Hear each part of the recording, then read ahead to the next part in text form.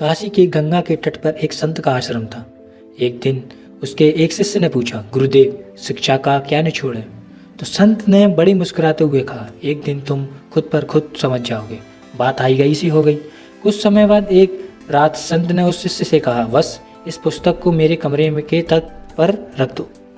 शिष्य पुस्तक लेकर गया, कमरे में से तत्काल लौट आया।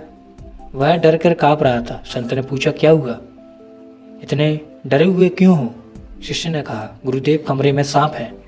संत ने कहा, ये तुम्हारा भ्रम होगा। कमरे में सांप कहाँ से आएगा?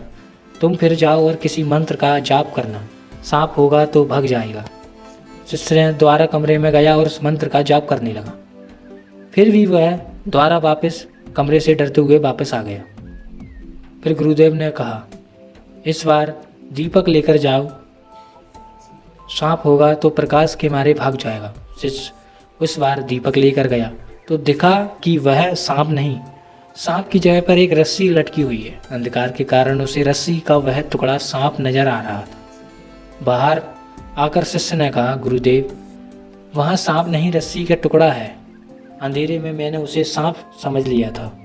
संत ने कहा, वास्तव में इसी को भ्रम कहते हैं। संसार गहन भ्रम का जाल में जकड़ा हुआ है।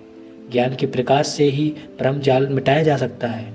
यही शिक्षा का निचोड़ है। वास्तव में अज्ञानता के कारण हम बहुत सारे भ्रमजाल पाल लेते हैं और आंतरिक दीपक के अभाव से दूर नहीं कर पाते। यह आंतरिक दीपक का प्रकाश निरंतर स्वाध्याय से, ज्ञान ऊर्जा से मिलता है। जब तक आंतरिक दीपक का प्रकाश प्रज्वलित नहीं होगा, हम ब्रह्मजाल से मुक्ति नहीं पा सकते। कहते हैं, शिक्षा जीवन में बहुत महत्वपूर्ण है। हमको जब भी डर लगता है जब तक हम उस चीज़ के बारे में जान नहीं लें, चाहे वो व्यक्ति हो चाहे कुछ और। हम उसके बारे में ज्ञान हो जाए तो हमारा डर खत्म हो जाता है। राधे राधे।